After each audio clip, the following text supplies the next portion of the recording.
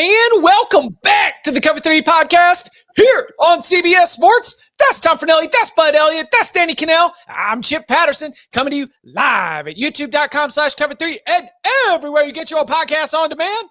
Thanks for hanging out. Smash that subscribe, smash that like, and come and join us in the chat, a.k.a. the Cover 3 Tailgate, where Benny to Trey says no team total for Florida State in the game against Charleston Southern. Was really looking forward to taking the Florida State team under. It's been money all year. Now will there be Florida State Charleston Southern locks? I don't know. You just might have to, sure. Yeah, you might have to stick around to find out. Will there be other locks available from your annual FCS week in the SEC and in the ACC schools that are kind of SEC-ish? We'll have to wait and see. But we begin, as we always do, with a look back at the week that was.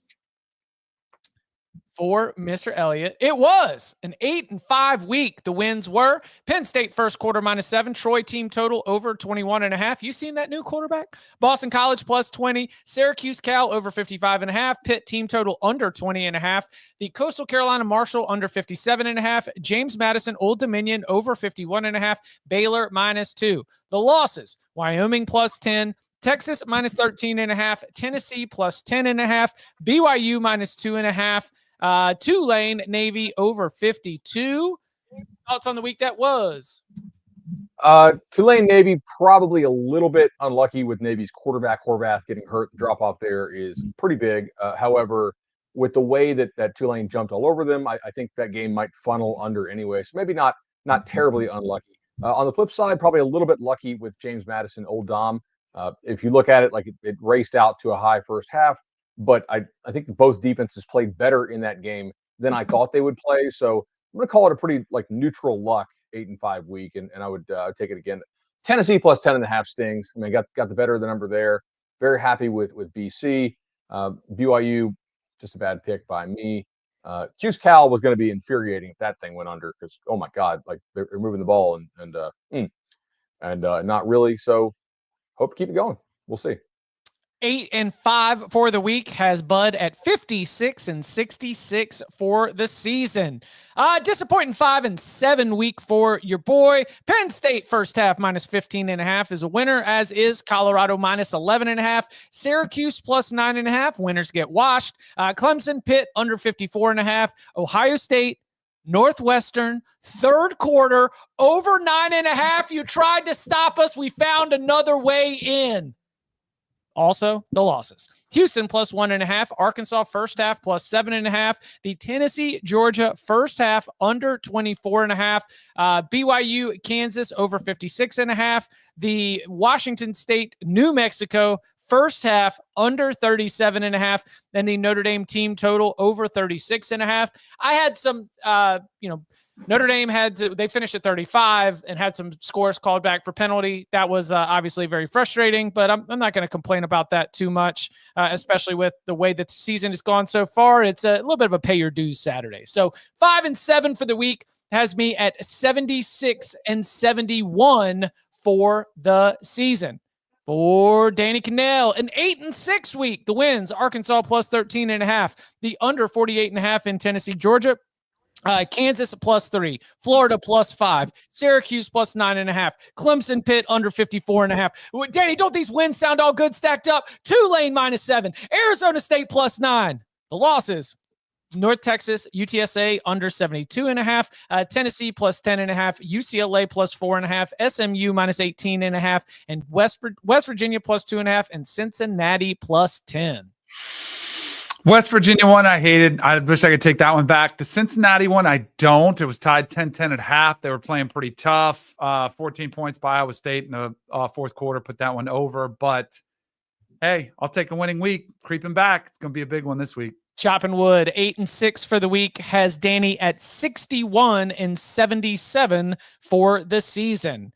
Tom, it was a 4-9 week. The wins were Tennessee, Georgia under 48.5, Colorado -11.5, Wisconsin team total under 19.5, and Wake, North Carolina under 64. The losses, North Texas UTSA under 72.5, Liberty minus 14.5, LSU Florida over 54.5, Oregon minus 14.5, Oregon first half minus 7.5, Cal minus 8.5, Washington State, New Mexico under 72.5, South Carolina minus 13, and Western Kentucky team total over 33.5. Lessons learned, don't make emotional bets. I shouldn't have taken Cal because that was just for a joke. But more than anything, Oregon let me down. The fact that my Wisconsin team total under hit, but Oregon didn't cover either the first half or the full game is just kind of a kick in the teeth. And then UTSA scoring a touchdown when it just had to run out the clock. Screw you. And the under in New Mexico Wazoo, which was a very fun game, but it hurt a little at the end. Yeah, again, we were happy for Broncos, big beefy boys, that they could rush the field in Albuquerque. You don't get to do that a lot with the New Mexico football program, but we're happy about that. 4-9 for the week, 61-78 for the season. All right, let's get it off the screen. Let's turn our eyes ahead. And so with week 13 on deck, I ask, gentlemen, y'all ready to lock it up? Yup. Do it. Since 2005, the under in games between service academies is 40-9-1. We're picking locks. Give me an over in this one as well. A little 2-for-1 special. Don't get these locks. I was a sicko last week. Y'all were watching the good games. I was live betting the hell out of ULM Kentucky. My blue plate special 5-star locks are coming. 5-star master lock. Lock it You up. want these locks? I'm living and dying every point, every cover. From the locking chair to your eyes and ears, we start with the early bird games, Thursday night and Friday night action. Just one college football game at the FBS level on Thursday night, and it's some action. I mean, just some Thursday night football like we remember it. NC State on the road at Georgia Tech. We've got, I guess, 9.5 or around there as the spread there. Yellow Jackets are favorites. NC State got 2 games left to try to reach bowl eligibility at 5-5. Anybody got a lock? I do. All right. Haynes King getting healthier, right? Give me the Yellow Jackets. Lay them at home. I think Georgia Tech's a pretty good football team. Not that I don't think NC State. I just think Georgia Tech's a notch above. I like them. I think they get it done. I think Haynes King, clearly he was still impacted. Remember, they were shuttling in multiple quarterbacks against Miami. That was a big win. Again, I just think they're a good team. We'll lay them. My Twitter tip is NC State. I'm not going to fight. He Take wants that to. as you will.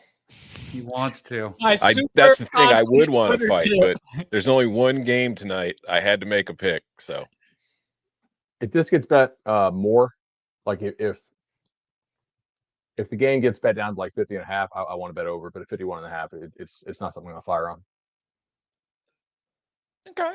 I could rock Just, with you know, that. if you want some extra action for tonight, if you see it get bet under more, check to see why. Like maybe there's not like a hurricane or some kind of additional injury. But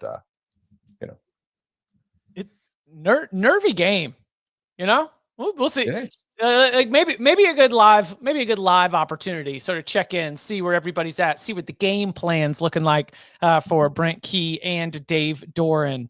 I had somebody suggest to me that maybe getting out of town after home loss to Wake Forest, where you blew a 10-point lead, after home loss to Syracuse, and after home loss to Duke, maybe getting away from Carter Finley Stadium. This is something we never thought we'd say about NC State football, but maybe getting away from Carter Finley Stadium would be good for that team to be able to get just sort of switch the vibes up just a little bit. We'll see. That game kicking off at 7:30 p.m. Eastern time. Danny, Will Middlebrooks update. I saw he had like 19 points in like 14 minutes earlier this week. My nephew's not married to Jenny. It would be Ben. I know he's that's all good. Yeah, no, he's had, I think they're 4-0, right? He's had strong 3 of the games, played really well. 1, he was over from the behind the 3-point line. I know NC State fans weren't real thrilled with that performance as a 6'11", like why are you shooting threes? But hey, 4-0 is all that matters.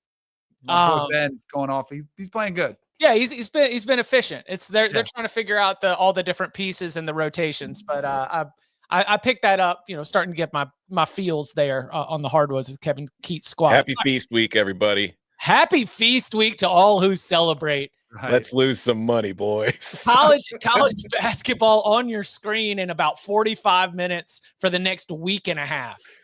I mean, this is what gets you ready. All right, on to Friday. We got Temple at UTSA. We got Purdue at Michigan State in that Big Ten Friday night spot. And then UNLV now in the top 25 on the road at San Jose State. Who's got a lock? I do. All right. I will start the Friday slate with the over 55.5 in Temple UTSA. Just UTSA's offense is really good. Temple's defense is really bad, but I also think Temple will be able to get some points on the Roadrunners. It's really a very simple call. Made it 57. So yeah, sure, absolutely. I mean, this is what you do. It's the post stand rate. Definitely not under it at 55. No, the post stand rate and bump. Let's go. Mm-hmm. I've got a pretty hefty card today. I've got a lot of ground to make up. So let's just say the requirements that I usually require are a little bit more lax this week for my plays. I sent 22 locks and 3 or 4 sprinkles on my possibles over to Mikey. I don't know how many of them I'll actually fire on, but that's at least the pool that we're working for here. But that's not on the thing. Danny, Bud, anything else for Friday night? Yeah. Go ahead, Bud. You got one? Yeah, I think this is a nice little get right spot for Michigan State, and I'm going to lay the 13.5. Let children sing. Purdue looks dead. Somehow in my timeline popped up some Michigan State fans who were like, take Jonathan Smith back or something like that.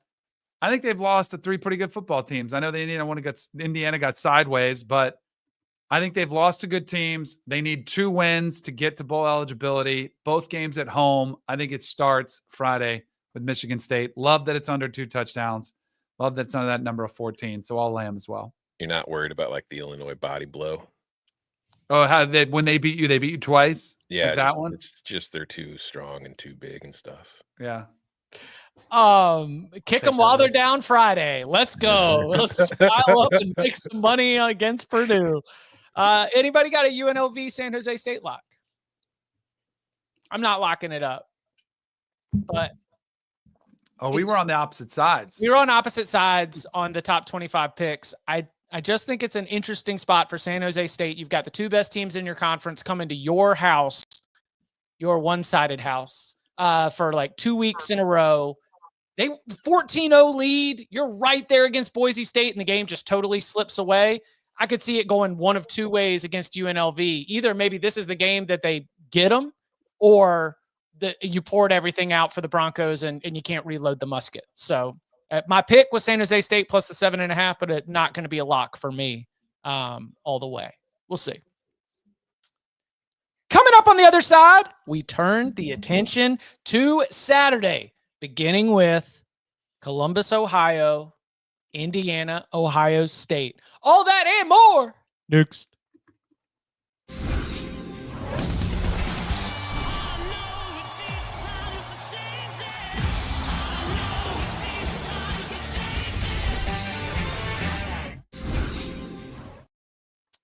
Back here on the Cover 3 podcast as we turn our attention to Saturday's slate, beginning with number 5, Indiana, at number 2, Ohio State. The Buckeyes favored by about 13.5, total around 51.5 or so. We've been talking about the game all daggum week, so now I'm very pleased to say who's got a lock. Am I the only one? No, I've got one. Yeah, I got one. Yeah. All right, cool. Mine's pretty simple. If you listen to us talk about it all week, I think it's pretty obvious to know what's coming here. Give me the under 51.5. Indiana's defense, I think, will present problems now for another injury on Ohio State's offensive line. And I've seen people like it's just their center. It's just their center. Yeah, he's also a Lombardi Award finalist for a reason. He's been very good. So for them to lose him, for the line to just get completely reshuffled once again, to be going up against this Indiana defense, I think it's going to cause problems for the Buckeyes. I don't think they're going to be able to run the ball very effectively because of it. They might not be able to protect Will Howard very well because of it. But on the flip side, we saw Indiana's offense have its worst performance of the season against Michigan, and I don't think it was a coincidence. And I think Ohio State's defense is much better than Michigan's. So I don't know how good Indiana's going to look in this game, particularly because they're on the road, where if you look at Indiana's previous 2 quote-unquote big games, they've been at home. So it's going to be a little bit different this week. So give me the under. There is 52 out there, Tom. Then I will take that. I'd like to give you that. Yeah. It's the season. I'm in the giving mood. I'll give it to myself as well. Under 52. There we go. No, I'm actually not under witness protection. My mother-in-law is having neck surgery, so Jan, praying for you. Heard it went well, so recovery starts. And took the 2 boys down to see my folks a couple hours away, just to let my wife, be with them and get out there. So, in a guest bedroom. And you stopped the fan because it was giving the viewers on the Cover 3 tailgate some issues with the spinning. Yeah, which the fan was going. Well, Bud is like suffering through like potential heat exhaustion at this point for you. I just want you to know the sacrifice that he's making for everybody in the Cover 3 tailgate watching live. It is snowing outside my window right now. What? So. It's we got a cold front here too. Yeah, like a cold front here down in South Florida. Down in the Estero, we are looking at 64. Thoughts and prayers. Yeah, I know. I got 2 plays on this game. Danny, what you gonna go with? I wonder what one of your plays is, Chip. I have no idea. Who would have thunk it? I'll go. So I was thinking the other side, but I want to fight both of you guys. So I'll stick with one play. I'll say Indiana first half plus 7.5. I think that's the number I had on the show the other day. I think I'd still get that pretty reasonably. Yep. I think this is one of those ones where you get your best effort, you get your best game plan, you get your best plays out there. So whether it's scoring a lot of points or not, I think you also get your fresh defense, going all out against Ohio State while they're kind of adjusting along the offensive line. I think Indiana can keep it close. I kind of like them for the whole game, but the reason I don't is, what happens if some of that depth comes to be an issue? What if Indiana does have to throw it a little bit more? You run the risk of a pick 6, maybe some sort of backdoor cover situation for Ohio State covering that number. But I'll stick with the first half, Indiana plus 7.5. I'll just go ahead and I'll take the full game. Indiana plus 13.5. This is in SIG we trust. There is no doubt in my mind that the binder has been built for this and the extra time to prepare for this. This is a group that has proven that they take coaching very well. They take the instructions of this staff very well. I think they're going to be well prepared. They are at a talent deficit, but 13.5 for a game where I do believe Indiana will be competitive is a big number. And yes, you are right, Tom, because if I'm going to be in this spot with the best fourth quarter team in America, and you're going to go and give me plus points for the best fourth quarter team in America, Indiana in the fourth quarter plus 2.5. I mean, 7-7 Love it. 7-7 gets us home. 7-0 gets us home. There's so many ways to win. So many ways to win. Very happy to be double dipping on this big game. If you're taking the full game, why not go Indiana first quarter, Indiana second quarter, Indiana third quarter, Indiana fourth quarter, and then the full game? Go for all 5, man. Well, because honestly, the third leg of my triple threat might be coming later in the show, Tom. Oh. All right. From the noon slate to big time on CBS as Penn State travels to Minneapolis to go take on the Minnesota Golden Gophers. Penn State has been just a war machine against unranked opponents. Will that narrative change? We'll see. We're dealing with a spread right now of around 11.5, 12.5, total of around, are all the 45.5s gone? I believe so. What's the number? No, there's still 45.5s out there. Okay. All right. Well, let's just freeze time for that on that. But Penn State, Minnesota, you can see the game on CBS. You can stream it on Paramount Plus, a mountain of entertainment. Who's got a lock? I do, but it also sounds like you had one. Yeah, I do too. Yeah, under 45.5. This is the purpose of Minnesota is going to be to play the game slow and to try and any way they can get this thing to be a one possession game there in the fourth quarter. Then you hope that Max Brosmer is going to be able to go out there and get you that one score you need to maybe pull off the upset. I think that Penn State is more than happy to play a game where they rely on, I don't know, I was thinking about this. So like Penn State from a schematic perspective is not running, a triple option, but from a production standpoint, where any number of 5 players could be running the football at any given time, they are just like, no, we run the football. We play fantastic defense. I think all that sets up for a lower scoring game. So yeah, I'll take the under 45.5. Fight. Oh, let's. Fight.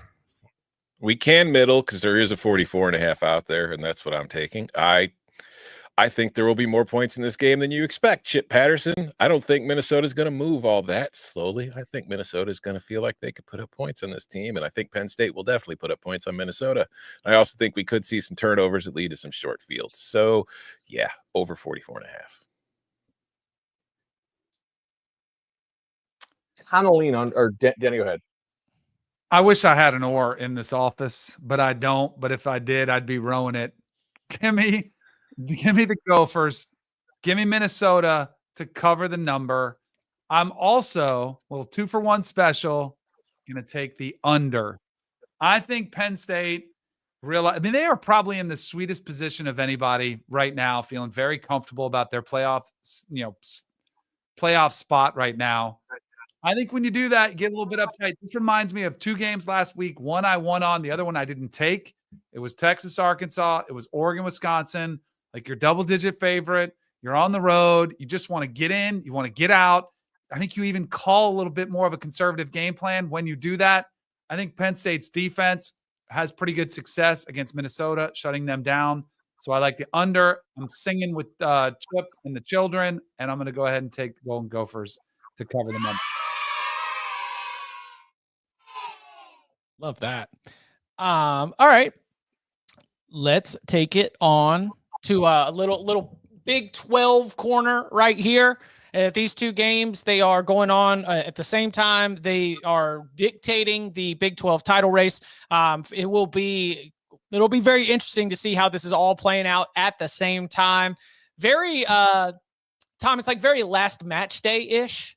With you're trying to see where in the table everyone's going. Every goal changes the differential. As BYU's taking on Arizona State, Colorado's taking on Kansas. Let's go ahead and hit them both together as a 2-for-1 special. Who's got a lock? Nothing? I do. Everyone else is bashful. Okay. No, I've got both of them. Yeah, I have one. Go ahead. Okay. Big surprise for me, Danny, I mentioned this yesterday, but Colorado has been one of the best teams against the spread in the entire country, which is funny because you think about like the public want to support Colorado. You think about the fact that might lead to some inflated lines, and yet they are 7th in the nation, not only in their cover percentage on the season, but their cover margin per game. Their total, all of the against the spread coverage broken down per game this deep in the season, still 7th in the country. Now, you can't just go right off trends and just like assume that you're going to be able to walk in. I think that Colorado, with a matchup of being able to stop the run and sort of like load up to stop Devin Neal and say, all right, Jalen Daniels, go ahead and make this thing happen. I think that that's a place where Colorado can win and slow down a Jayhawks offense that, as we know, is always very dangerous. But the bread and butter of that Kansas offense is being able to run the football. I think Colorado's defense is built to be able to slow that down and with some pressure, be able to force Jalen Daniels into some mistakes. I like Colorado minus the 2.5. I lean that way. I think Kansas is overly trendy this week. I was hoping to catch like 3.5, but didn't really get there. So you were hoping to catch Kansas plus 3.5? Yeah, but it didn't last. Oh, it's already gone. 3.5. Is it 3? Yeah, there are no more 3.5s out there. Yeah, But there's There's 3, some right? There's a There's 3. threes, yeah. Oh, wait. There is 2.5, one there's 3.5. three. There's one Really? 3.5 at Hold FanDuel on, where but you can Let's bet go. every moment Then more. jump on it now while I can, and I'll fight his ass. Let's go. Come on. Danny. All right. Do you realize? I'll take it with Danny. Let's go. Let's go. Oh! Team Knowles.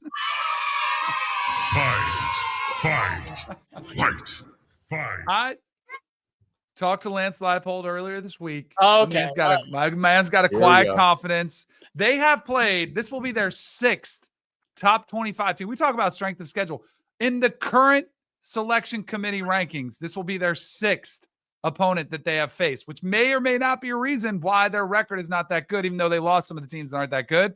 But they have played the role of spoiler. They're playing with confidence. This is Brett Yormark's least favorite team as he keeps on knocking out potential playoff candidates. Arrowhead, you mentioned shutting down the run game. I don't think they do because I think you got to shut down both the running back and the quarterback. I think that's a really tough task for anybody. Wouldn't be surprised if they pull up the upset for the 3rd week in a row, but since I'm getting 3.5, I'll take it. All I've right. got nothing on this game. And I've got the 2.5, right? Yeah. Mhm. Okay, cool. All right, now to Arizona State playing host to BYU. Who's got a lock? I do. Arizona State -3. I just think they're the better football team, and I think BYU going on the road will find this one to be a bit more difficult. So, Sun Devils. Right there with you with Arizona State. You've got you have that BYU potential of like it just caught up with them, right? It finally caught up with them, and now as you're trying to get your bounce back, as you're trying to get your feet under you, you're going up against a team that is just flying high. And again, it is probably frustrating for an Arizona State fan, of which there are many, enough to sell out this game. I think there's going to be a pretty fun atmosphere there in Tempe. If you had just had a kicker, you'd be 9-1 right now. I mean, like 5 short missed field goals. I mean, that's a little bit of an exaggeration, but not much. And a close loss to Cincinnati earlier this season. But, you know, they didn't get too down. They didn't get too discouraged. They've obviously put themselves in a position to win their way into the Big 12 title game. Territorial Cup coming up next. This one is massive. I think the Sun Devils know the assignment, and I think Arizona State gets it done and covers the short number. All right. Prime time in Yankee Stadium. Army at Notre Dame. Who's got a lock? Notre Dame -14. Might even take a few alt lines. I don't know if it'll get as out of whack as the Navy game was, because I don't expect Army to turn the ball over 6 times. But I don't know if it'll be that close either. So Irish -14.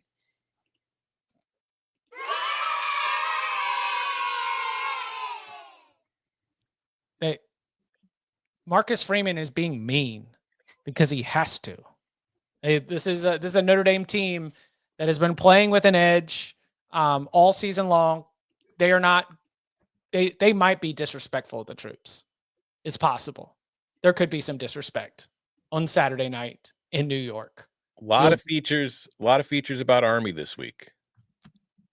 Feel like everybody wants to get those out before it's too late. Oh, you mean like everybody that's been embedded at West Point, everybody that's like gone in and like, listen, we really need to tell this story. We really need to tell it by November 22nd. Okay. Mm-hmm. If we don't get you've gotten all those interviews done, you've taped all those features. Like, let's get this in before this game starts. I'll jump on the under. And I think it could, because I do think Army's going to have some drives where they're going to take, they want to hold it 40, 42 minutes for the game. I don't think they do, but I also don't think this gets as sideways. Like, the one thing that would concern me with an over is a Notre Dame absolute blowout. I don't think it gets as sideways as the Navy game. I lean towards your guys' side as well, but I think it'll just be, 21-6, something like that, where it's right around there, 24-6. Even if it's 31-6, I'm still okay. normally a hitter's park, but if the wind's blowing the right way, the short corner, may not be as much in play. Classic Yankee Stadium principles right there. No, I did actually look at the Pinstripe Bowl history as part of my preparation for this. Some totals in the 50. I mean, the final scores of the Pinstripe Bowl are a little bit higher than you might expect, given the strange sight lines and all the adjustments that might come with a baseball field hosting a football game. So, what do we think as far as wind here? Wind? Like, have you guys been to this stadium? I was just trying to figure out what are we looking at. I mean, the wind's like 12 miles an hour, so it's not a huge deal. But I'm just trying to figure out, like, by quarter, what. My anticipation would be is that they're more swirling than anything, because the seats along the side, the baselines are so, like, the stadium, the facade is so high that I think the wind that comes in from the outfield kind of just swirls more than anything. Makes sense. Yep. And then also in prime time, Alabama on the road against Oklahoma. Oklahoma, like, they have won 9 straight home finales and 21 of their last 22 home finales. Oklahoma has been to 27 straight postseasons. They are at 5-5 right now. They have one SEC win, and it was against Auburn. They need something. And they got Alabama in town in prime time, spread around 13.5. Was it total around like 47.5 or so? Who's got a lock? I do. Yep, I got one. Give me the under. I just think that if you're Alabama, you're really not worried about Oklahoma doing too much against you on offense. You could probably hold them to under 14 points or whatever their implied team total is. And I also think that you've got bigger things to worry about in the future. So you're probably not going to run Jalen Milroe much. You're just going to go in there, business-like, quick, get it done, move on, get ready for Auburn. We saw Burks is not playing again, right? Mm-hmm. Yeah, give me the under 57. Or, sorry. That would be it. Like, put your house on. Give me under 47, yeah. Get your 47.5. It's 47.5, yeah. Yeah, I'll stick with it. I mean, but I obviously agree with the general principles here. The only thing I'd committed to was the first half. I'll stick with the way that I'd had this broken down early. First half under 23.5. But I think Oklahoma's defense comes out here on fire. I think that the atmosphere for a time can be impactful. I mean, Norman, when they pack that place out, is a really, really cool environment. When the offense can't do a damn thing, they lose their juice. So I'm going with Oklahoma defense, strong start. A lot of the same thoughts that y'all have for the full game in terms of Oklahoma's offense in general. But for my lock, I'll just go first half under 23.5. All right. We got any KENZ? You ready? Yeah. Okay. You ready? Let's go. Hit the music.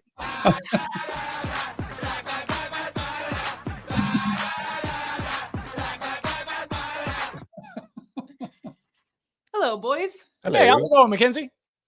Pretty good. Lot going on. Oh, these are my It's a big NFL. card. These are my anytime touchdown plays for tonight. Please hold. Isn't there going to be like a snowstorm tonight? Steelers, Browns, no touchdowns. That's what I No would bet. touchdowns. Yeah. No touchdowns. Maybe Nick Chubb rushing yards? ? If he can stay healthy. Darnell Washington over 10.5 receiving yards. Disgusting play, but I like it. Where did those guys go to school, by the way? Anyway. All right, let's get into it. Disgusting play, but I like it. The name of the biopic of Mackenzie Brooks. Yeah. Well, while we're on the topic, let's start here with the good old UTSA spread against Temple. Little sicko mode here. I just think they got this line wrong. I mean, they're averaging 40 points per game at home, which is up from last year, going up against a Temple team, allowing 45 points per game on the road, also up from last year. Like, two things trending in different ways. I do like the team total, but I might as well just go with the spread because I don't even know if Temple will score at all and we can get to this thing quicker. Then, my good old darling SMU here. also going with the spread. Another one where I almost went team total, but this is a team that when they play really bad the week before, you can count on them to really bounce back the next week. And UVA, I don't even think they're bowl eligible. And SMU need all the style points you can get, as I've been saying. That's why they keep cashing their team total overs as well.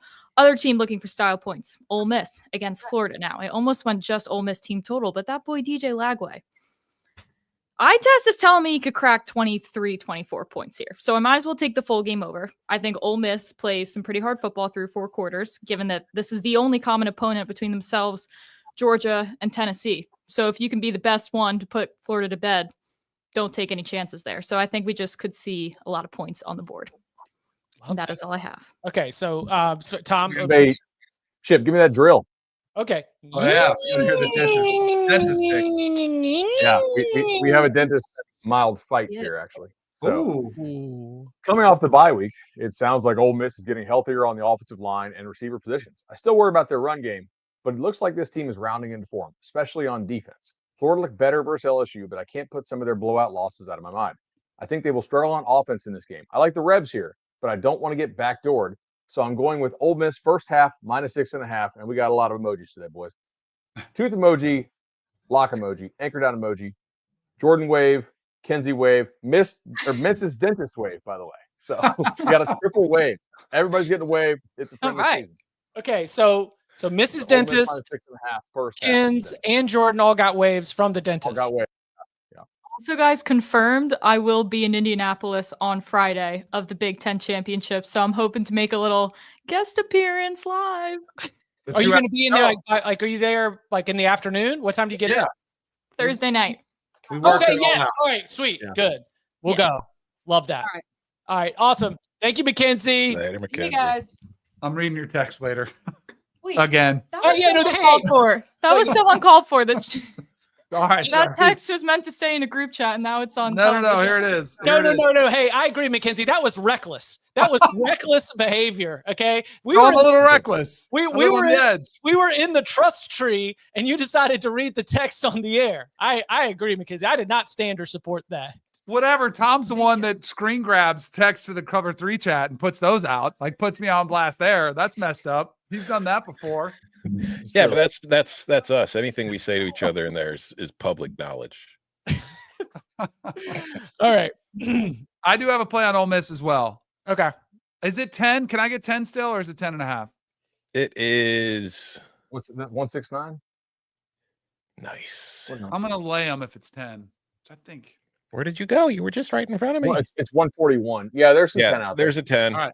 I'm going to lay them with Ole Miss. A lot of the reasons you guys gave. I think LSU is the most overinflated win that we're giving everybody a ton of credit for, and we forget they lost to USC. Like, Bam all of a sudden is solved because they blew out LSU. Florida's all this hype, like, oh, they're back. Like, DJ Lagway is going to be a superstar. I think this Ole Miss is a different caliber team, and I did not know about the common opponent thing with Florida and Georgia and Tennessee, and those teams kind of having this one to stand apart. So I will go ahead and lay them with Ole Miss. I think they're coming back off a bye, getting healthy, style points. I think they get them in Gainesville. I am fighting KENZ. You can send her the text that says so. Give me the under 55.5. Oh, hold on. Oh, no. Lock the grade. Oh, Bud's with me. Oh.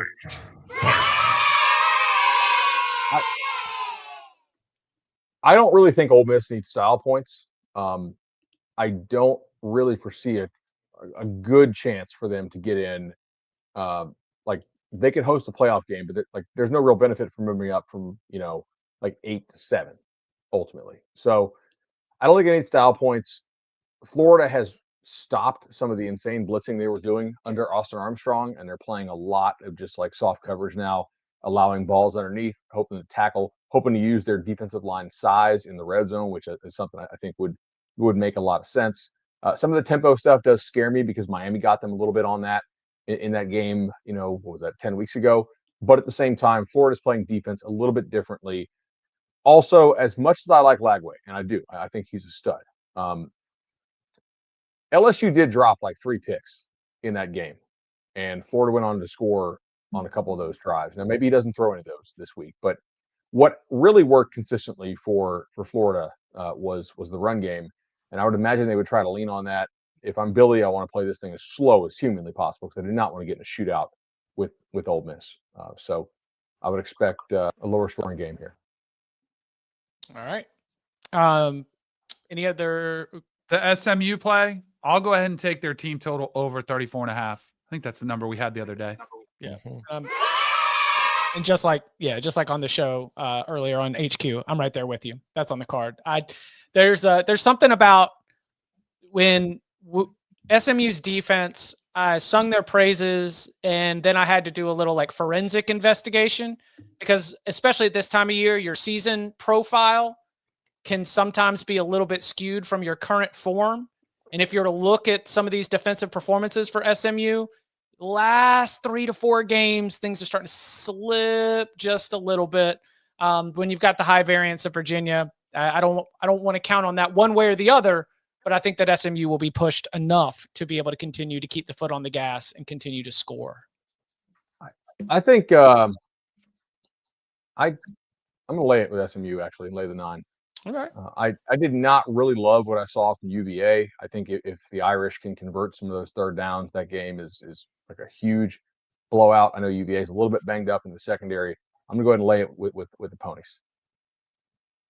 I faded them last week. I just thought 20 was a lot. But, I mean, to me, Boston College with a healthy quarterback is probably better than UVA, although UVA beat BC. So I'll lay the 9. All right. And now it's time for the player to watch, brought to you by Microsoft Copilot Plus PCs powered by Snapdragon. In this segment, we'll identify a player that exemplifies the speed, intelligence, or battery found in every Copilot Plus PC. And for this player to watch, our attention goes to Boise State star running back Ashton Jeanty, who is averaging 189.3 yards per game as he is nearing the 2,000-yard mark with several games left to play. This weekend, you can find Ashton Jeanty on CBS Sports Network at 7 p.m. Eastern Time up in Laramie against Wyoming. Brandon Baylor, get your heavy jacket because it's going to be windy. Maybe more on that later, but for now, Danny, what have we seen from Ashton Jeanty, and what are we expecting as he closes out the season, continuing his pursuit of the NCAA Division I single-season rushing record? He's been awesome, been the best back in college football, clearly right in the thick of things. It just happens to be that he's facing and trying to go up against somebody that we haven't seen do what Travis Hunter has done. We were joking about this game earlier, being in Laramie. Could it be running into the wind? Could be a challenge. But he's more challenging is the amount of 8 and 9-man boxes that he's facing. His teams are really selling out, and yet has not slowed people. He hasn't been slowed down too many times, no matter how many defenders are up against him. Really, really special back. He's been fun to watch. He'll be in New York City. I don't think he wins it, but I think he's been one of the best players to watch in college football. And that was the Player to Watch segment brought to you by Microsoft Copilot Plus PCs. Whether you're multitasking like never before, working far from power outlets, or sketching your own ideas into existence, you can do it with the new Microsoft Copilot Plus PCs powered by Snapdragon. Battery life varies by device and with usage and settings. Well, coming up on the other side, we open up the slate. All of our Saturday picks for Week 13. And Moneyline Sprinkles. Next. CBS Sports HQ, giving you college football coverage unlike anyone else. We're talking Big Ten. Pre- and post-game coverage. Are you encouraged with the way that this team responded? Along with breaking news. A lot of movement in the rankings this week. Highlights and expert analysis. That streak could be in jeopardy here. Sure. What was your main takeaway from this game? How impressive was his domination? That really changed the football game. Let's go ahead and have some more fun. Another wild ending. The chaos continues. Turn to CBS Sports HQ. Let's take a look at what we've got on the board so far. Bud is on Michigan State minus 13.5, Indiana, Ohio State under 52, Alabama, Oklahoma under 47.5, Ole Miss-Florida under 55.5, SMU minus 9, and Kansas plus 3.5. Chips got Indiana plus 13.5, Indiana fourth quarter plus 2.5, Alabama, Oklahoma first half under 23.5, SMU team total over 34.5, Penn State-Minnesota under 45.5, Colorado minus 2.5, Arizona State minus 3, Notre Dame minus 14. Danny's on. Michigan State minus 13.5, Georgia Tech minus 8.5, Ole Miss minus 10, SMU team total over 34.5, Penn State-Minnesota under 45.5, Kansas plus 3.5, Indiana first half plus 7.5, Minnesota plus 11.5, and the Army-Notre Dame under 45. Tom Scott. Temple, UTSA over 55.5, Indiana, Ohio State under 52, the Alabama, Oklahoma under 47.5, Ole Miss-Florida under 55.5, Penn State, Minnesota over 44.5, Arizona State minus 3, Notre Dame minus 14.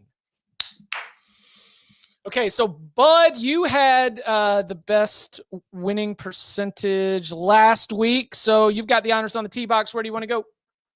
I'm just going to go back to the game that I was live betting last week, and that is betting under on Pitt. Normally, Pitt kind of plays to an over, which is, I think a lot of people probably would assume differently with Narduzzi, but because of how they play stylistically, usually they do funnel over, and obviously Louisville can score. But I do think that Pitt's offensive line situation is just maybe unworkable.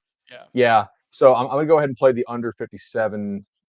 There's no 57.5s, right? Yeah, there is actually. So give me the under 57.5, please, in Pitt-Louisville. I don't think Pitt's going to move the ball all that effectively, and I don't really hate Yarnell. I just think this is more of an offensive line issue. I wouldn't say I love Yarnell, to be fair. Sure, but I just, is he really a drop off from Holstein?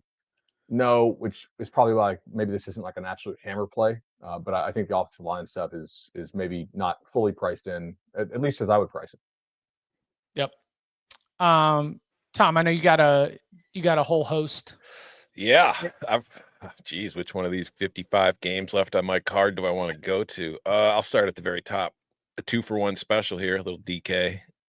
Give me the under 65 in Wake Forest, Miami. And then correlated with that, give me Wake Forest plus 25, because what has Miami showed us at any point this year that makes us want to trust it to cover a 25-point spread against anybody? On the under portion of this, looks like I've got some chip line value if that thing is moving up, because I liked it at 64.5. That is a whole lot of points for noon in Hard Rock Stadium, with Miami coming off of a bye, trying to get the motor started again. Wake Forest, second straight road. I know North Carolina is not really a road game because they don't travel the same way. It's just a bus ride, but you were out there. You were hoping that was going to be a game for you, and you never had it. Wake Forest's offense, when Dave Clawson is at his best, is able to close a talent gap, but I just haven't seen that from that offense this year. So I think it's going to be a game where maybe a little bit slow to get started. Ultimately, I'm not trusting Wake Forest to score a ton of points, and Miami doesn't need to. So, let's go with the under 65. I'll take Texas minus 20.5 against Kentucky. I don't hate fight. Well, let's go. Fight, fight, fight, fight, fight. I can get 21, so you go ahead and explain your pick. I don't hate a Kentucky team total under. That was another way that I look at this. Texas's defense is the reason why you would feel confident in Texas being able to beat Texas A&M, the reason why you would feel confident in Texas being able to win the SEC title or multiple games in the college football playoff. I think that group can dominate the day in the home finale in Austin, and Kentucky's just kind of seems like they're awful.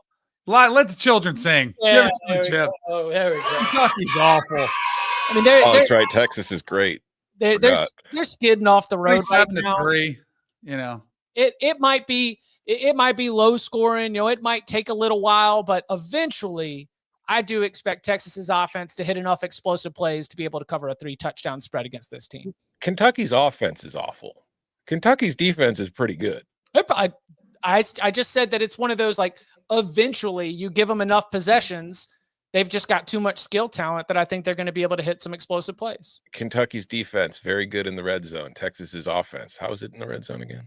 Because they can't run the ball, and Quinn Ewers can't really throw right now.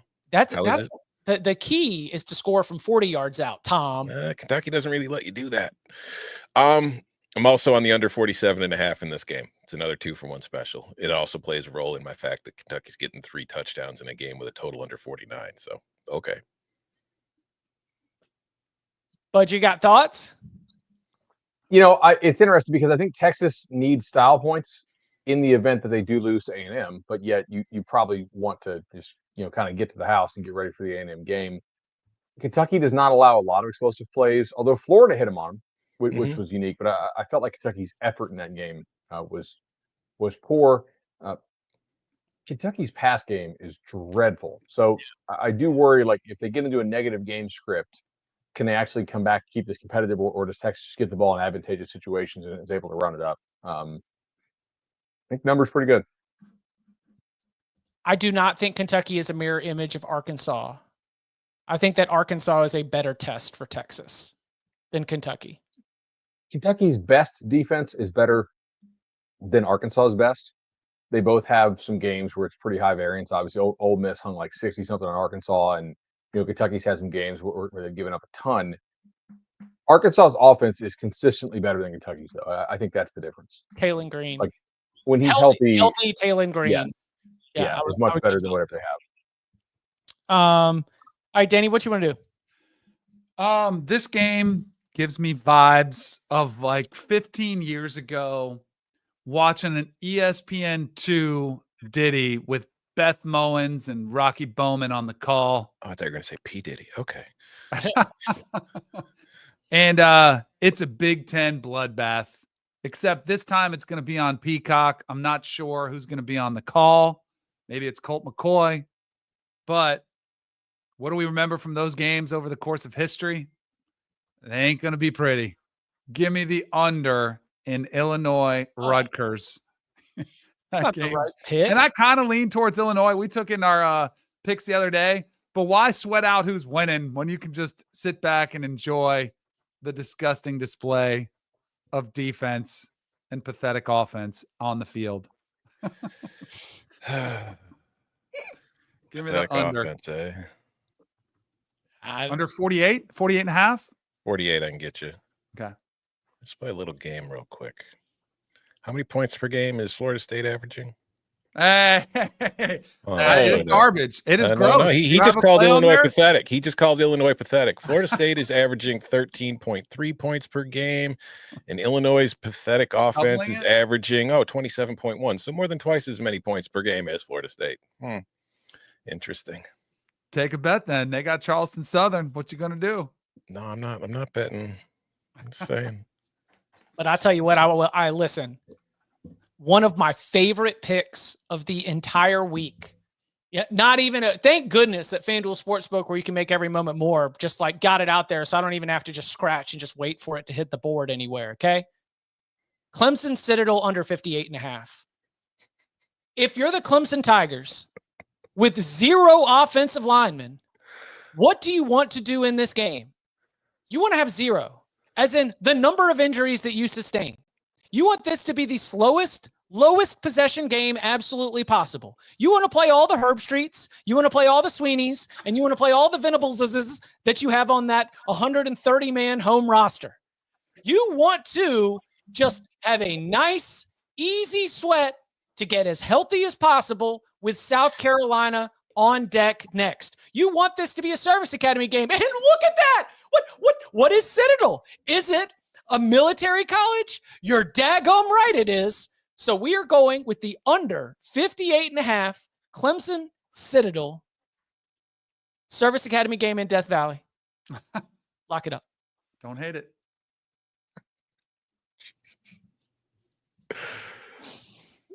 Cool. All right. Favorite pick. All right. So how about this? You guys, I guess everybody's pretty familiar with a shower beer, right? Yeah. Mm-hmm. And they can be kind of refreshing. Like me myself, I like the outdoor shower at the beach house. Come in from like a long hot day of playing, you're like getting cleaned up for dinner. Like it's a good time. Have you ever had a shower Have you ever had a shower sandwich? Yuck. I haven't, but it sounds disgusting. Because while winners get washed, Syracuse is in a sandwich spot. Okay? Syracuse is coming from all the way out in Berkeley where they finally got to bathe after putting it on Cal. They got Miami coming up next. And who do we have there in the middle? Oh, boy. It's Jim Moore Jr. and those UConn Huskies that have been pesky and competitive in almost every game they've played this year. In almost every game. And the Huskies are catching 10.5 points in a sandwich spot for Syracuse. Lock it up with UConn. Sandwich spot, be profitable. Let's go. Oh my gosh. All right, bud, what do you want to do? I'm still dazed by the shower sandwich. How are we ignoring the only conference title game being played this weekend? Oh, I know the one. Big 12 championship, Mm-hmm. right? Washington State at Oregon State. Bounce back spot for the Cougs. Lost to New Mexico last weekend. Maybe looking ahead to this one. We're running out of opportunities to bet against Oregon State, so I'm going to take it here. I'm going to lay the 12 points with Wazoo. I think they're going to score a lot. By the way, I think John Mateer is going to be a hot commodity on the portal market. Yeah. Love that. I think Danny just there's place in obvious Tallahassee. ones out there. Is not to just lob grenades into the show, but is Nebraska going to hold on to Raiola? Right? Is Kansas State going to pony up and keep Avery Johnson after the year he had? What happens with the Baylor OC and quarterback combo? My guess is if you pay to keep, if you decide not to fire Aranda, you got a lot of money hanging around. Maybe you keep those guys. Our portal Palooza show is going to be great. It's going to be off the charts. Listen, if there's one thing we can do is well, Arbuckle and Mateer, are they a combo? Possibly. Yeah, I think so too. Danny, what you want to do? I'm going to go to a game in the ACC where I'm sure you guys saw some of the quotes from Mac Brown. 3 wins in a row. He's feeling good. I ain't going anywhere. I'm not retiring. Guess where he's got to go this weekend? Up to Chestnut Hill, where it's a little bit cold. North Carolina, last time I checked, they're already going bowling. BC needs another win. They've got 2 home games. They're pretty tough out. Grayson James played pretty well against SMU. I think this team's still got some fight in them. North Carolina's beaten 3 teams, but are they the best teams? I don't know. ACC is pretty evenly matched. Give me the home dog in Boston College. Is it 3? Yeah, I get you 3. Yeah. Perfect. Danny, what's your time like? Do you have HQ at like 30? Oh, no, I'm good. So are we doing a special? No. I just if we need to keep motoring, I wasn't gonna No, we're good. I'm actually happy about Mac. I'm excited. I think he's good for North Carolina. I think he showed that his program still fights for him. He's gotten 7 or 8 wins a year. That's pretty consistent. Now, can he get him to 10? Some teams. And North Carolina has tried before in the past as well to try to find somebody to get you there, and they've whiffed and missed. It could always be worse than Mac Brown. He's one of the most respected guys who I think brings stability and brings you a consistent winner. It's how much of a winner, you can argue about that, but I think he's good for North Carolina. My response to the report from our very own Matt Zenitz, who's a great college football insider and reporter, the details of the report. Mac Brown is telling people in the building, current players and recruits, that he plans to be back. My response is, I bet he is.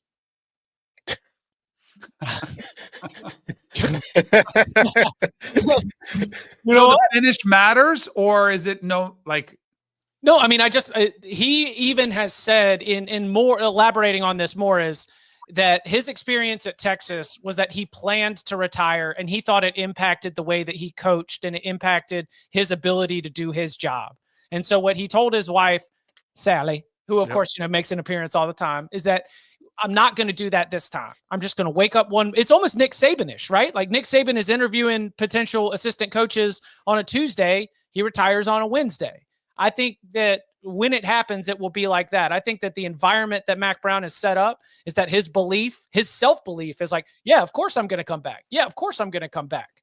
And so, yeah, if I was Mac Brown, I'd be telling everybody that I'm back too, but we'll see. Got a couple weeks left. Got a early signing period. Got, maybe even a postseason. We'll see. That's just, I would say that too if I was Mac Brown in that situation. All right. Are we going to do it? It's going to be windy in Laramie because we got 22-mile-an-hour crosswinds coming through War Memorial Stadium. And we haven't gotten to do that much this year. So I fit under 57.5. Are you going to fight it? Wyoming is dead to me. Oh, yeah.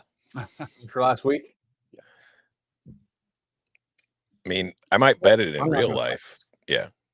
But I'm not doing it on the show.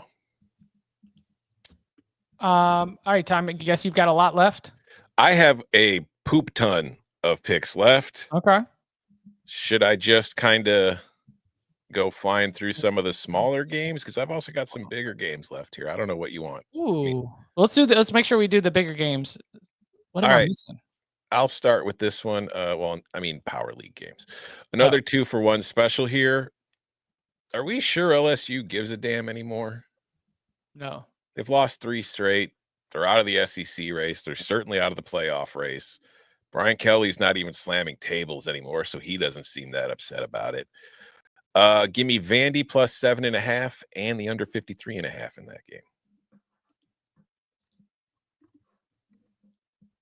I can't get with you on the Vandy. I thought about under. Probably just going to sit on the sidelines for this. Maybe watch live. Dig that. All right, let's keep rolling. All right. I'll stay in the SEC where I've got 2 more plays on totals. I'm taking the under in both Missouri, Mississippi State at 57.5 and the under 46.5 in A&M-Auburn. I'll take. Did we want it? So you have the Auburn play? Mm-hmm. Yeah. We need to read Mackenzie's tweet, right? Did I read it before? I would love to hear this tweet because I don't know what anybody's talking about. This text. So Chip, she texted Chip and myself, and she asked the question, am I on crack? Why is Texas A&M only a 2.5-point favorite against Auburn? Which I think was kind of everybody's reaction. But what I replied to her and what I said to Chip the other day was that I also had the same exact thought when Texas A&M went to South Carolina. And what happened? South Carolina won the game outright. This game reeks to me. Like there's something happening here. That's why I'm not touching it. If I had a side, I'd probably lean towards A&M. I think they're good. But my goodness, Jordan Hare, night game. I mean, Texas A&M, there's pretty volatile factor. Like what? I just think it's when A&M plays really well, they look good. But when A&M, like normal A&M, is not a great team. It's kind of just an average football team. Yeah, they're not. They've had a lot of injuries all season long. They are imperfect offensively. They've got a very high floor because of the talent on the roster and the coaching that they have. But I don't know if they are, especially considering the rest of the best teams in the country. I don't know if they're special. And look at how the committees, I know there's anti-SEC bias, but I think it's, as I tweeted yesterday, I think it's mostly anti-2-loss bias regardless of your conference. But look at how the committee's treating the other 2-loss SEC teams compared to how they treat A&M. A&M's losses are to Notre Dame and South Carolina, who both are ranked, but its best win right now is Missouri. Okay, I'm going to do it. Mississippi State plus 7.5. No. Yeah, I think you have to. All right. Okay, so the last time Mississippi State was coming off a bye, they went to go play Georgia at Georgia. Now, we have talked a lot about trying to dissect the way that SEC coaches have been approaching the Mississippi State game in terms of their game planning, their play calling, the way they handle their business. But Mississippi State did have last week off. They are playing at home. And, Missouri's coming out of a kind of a tough, gut-wrenching road loss to South Carolina. So Yeah, maybe they're gettable. Klanga.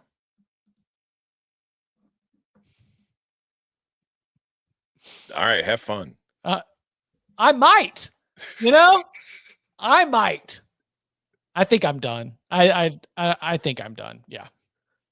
You don't have any more plays? I got sprinkles. Bud, Danny, do you have any more? Yeah. Let's I'm gonna go ahead and hit this now. Because I don't think it's gonna go to 10. Maybe it will. I'm gonna fade this in-show steam. I'm gonna go ahead and lay the 10.5. Chip, sicko mode, please. It's time for sicko mode. Let's go.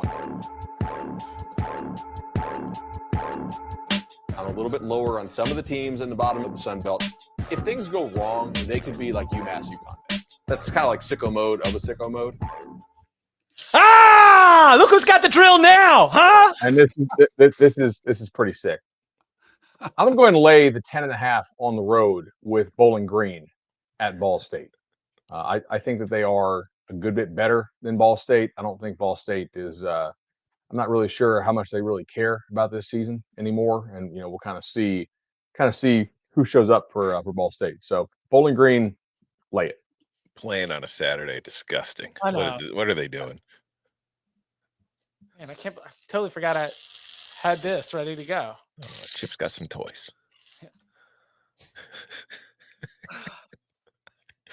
All right, Danny. Because I've still got, let's see, 1, 2, 3, 4, 5, 6, 7 games on my card. I've got one more I'm going to bring back to life, an Undertaker, if you will. Go for it. Now? Okay, USC -4.5. Don't hate it. Yeah. I think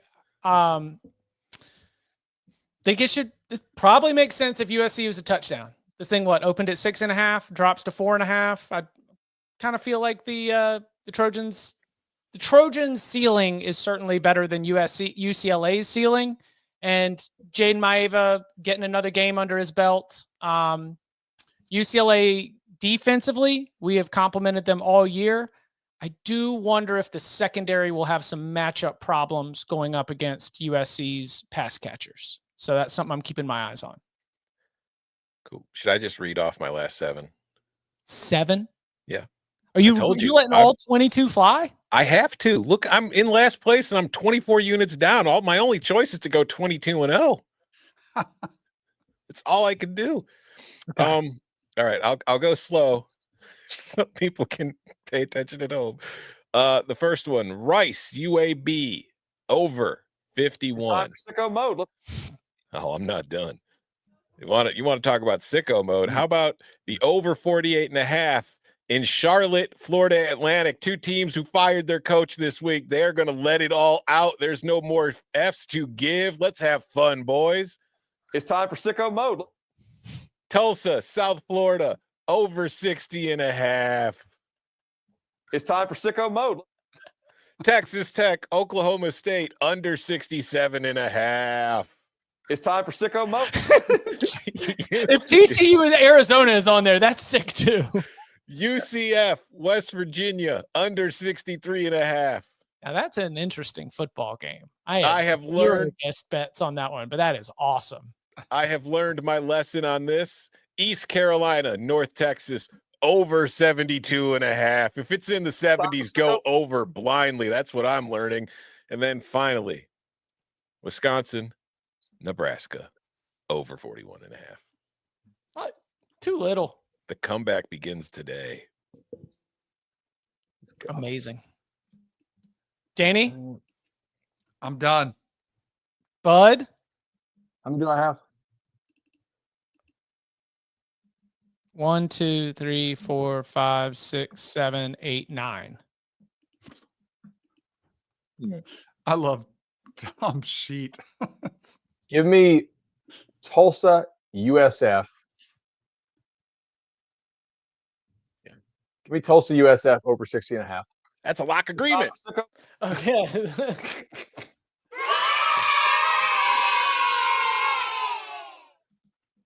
All right.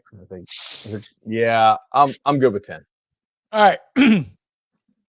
To review, Bud's got Michigan State minus 13.5. Indiana, Ohio State under 52. Alabama, Oklahoma under 47.5. Ole Miss, Florida under 55.5. SMU minus 9. Kansas plus 3.5. Pitt-Louisville under 57.5. Washington State minus 12. Bowling Green minus 10.5. Tulsa, South Florida over 60.5. I'm on. Indiana plus 13.5. Indiana fourth quarter plus 2.5. Alabama, Oklahoma first half under 23.5. SMU team total over 34.5. Penn State, Minnesota under 45.5. Colorado minus 2.5. Arizona State minus 3. Notre Dame minus 14. Wake, Miami under 65. Texas minus 20.5. Clemson-Citadel under 58.5. UConn plus 10.5. Boise, Wyoming under 57.5. Mississippi State plus 7.5. USC minus 4.5. Danny's got Michigan State minus 13.5, Georgia Tech minus 8.5, Ole Miss minus 10, SMU team total over 34.5, Penn State, Minnesota under 45.5, Kansas State plus 3.5, Indiana first half plus 7.5, Minnesota plus 11.5, Army-Notre Dame under 45, Illinois-Rutgers under 48, Texas minus 20.5, Boston College plus 3. Tom Scott. Temple UTSA over 55.5. Indiana, Ohio State under 52. Alabama, Oklahoma under 47.5. Ole Miss, Florida under 55.5. Penn State, Minnesota over 44.5. Wake plus 25. Arizona State minus 3. Notre Dame minus 14. Wake, Miami under 65. Tulsa, South Florida over 60.5. Kentucky plus 21. Kentucky, Tennessee under 47.5. Vanderbilt plus 7.5. Vanderbilt, LSU under 53.5. Missouri, Mississippi State under 57.5. Texas A&M, Auburn under 46.5. Rice, UAB over 51. Charlotte, FAU over 48.5. Texas Tech, Oklahoma State under 67.5. UCF, West Virginia under 63.5, ECU, North Texas over 72.5, and Wisconsin, Nebraska over 41.5. And that's it. I'm out. And this Moneyline Sprinkles segment is brought to you by FanDuel Sportsbook. Make every moment more. All right, last week in the sprinkling, Bud brought home Arizona State plus 277 and Air Force plus 155. Just taking a loss on Cincinnati and Nebraska. I got Rutgers plus 190 home.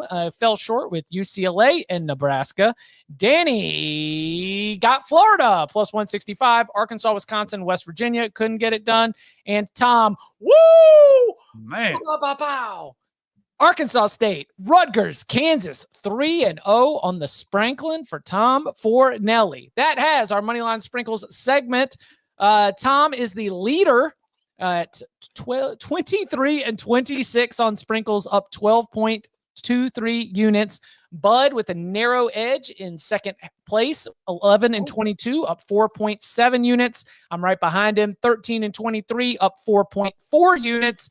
Danny down 17.73 units at 12-35. Tom, what are we sprinkling this week? I've got 4.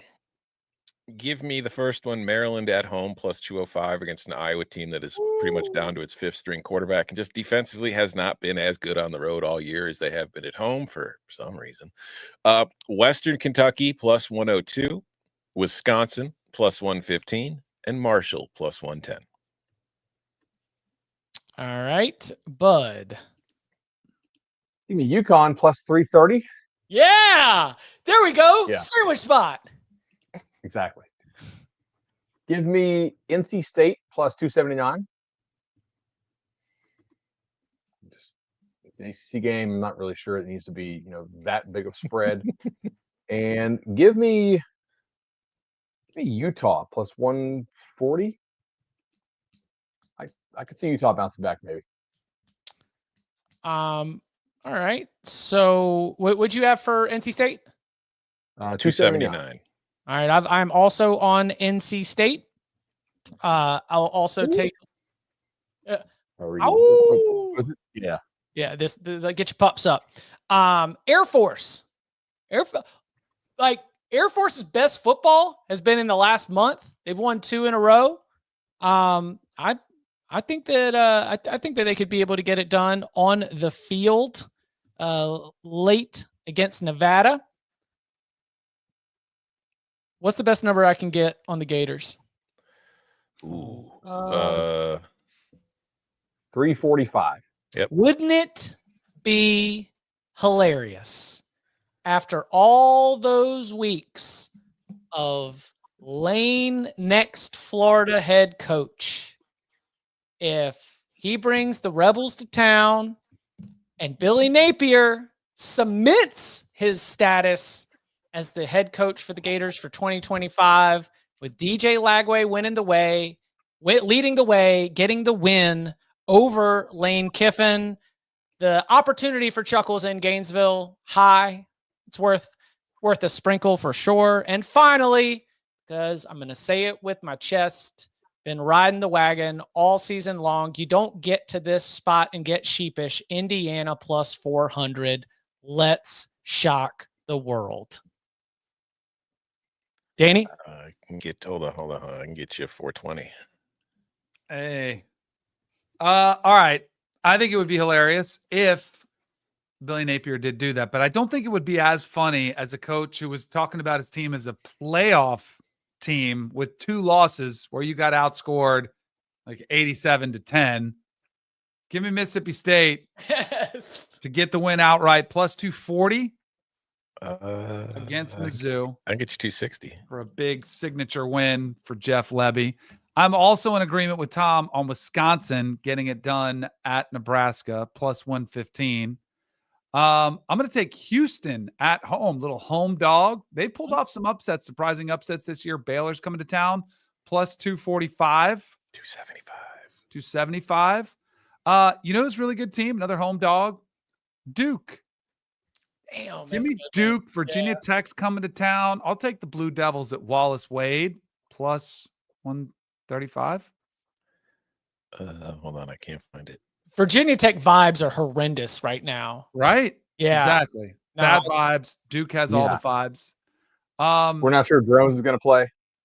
Look, I've seen Virginia Tech fans be like, nope, Tootin shouldn't even suit up. I mean, let's just like shut it down. Get yourself ready for the NFL, young man. This is despicable. Right? You're being misused. Like it's horrendous vibes. Who believes? Do you guys believe? Oh man. I believe in Lance Leipold and Kansas Jayhawks to get it done for the 3rd week in a row. Give me Kansas to win the game outright. Oh, no. I read through that bull junk you wrote down. I read through that. I sifted through all that. And last one, the battle for LA. Where does UCLA play? The Brentwood. What did our guy Deshaun Foster say? We're located in LA. We are. That's right. They're going to get it done. Plus 158. Can I get 70 around 170? God, I got to find your numbers. UCLA to beat USC. All right, let's review the money line sprinkles. Buds sprinkling UConn plus 330, NC State plus 279, and Utah plus 140. Got NC State plus 279, Air Force plus 155, Florida plus 345, Indiana plus 420. Danny's sprinkling Mississippi State plus 260, Wisconsin plus 115, Houston plus 275, Duke plus 140, Kansas plus 128, and UCLA plus 170. Tom looking at Maryland plus 205, Western Kentucky plus 102, Wisconsin plus 115, and Marshall plus 110. And this Moneyline Sprinkles segment has been brought to you by FanDuel. Make every moment more. All right. Look, this is the last really full Saturday. I'm really excited to buckle in and enjoy it. Make sure you check out the college football pregame show with Danny and the crew 9 to 12 on Saturday. You can watch it on CBS Sports HQ, the CBS Sports app, and find it on Paramount Plus. Then, of course, we will be live Saturday night, 11:30 p.m. Eastern time, giving you all of the instant reaction to the Week 13 action. And you can follow him on Twitter at Tom Fornelli. You can follow him at Bud Elliott3. You can follow him at Danny Cannell. You can follow me at Chip_Patterson. Gentlemen, thank you very much.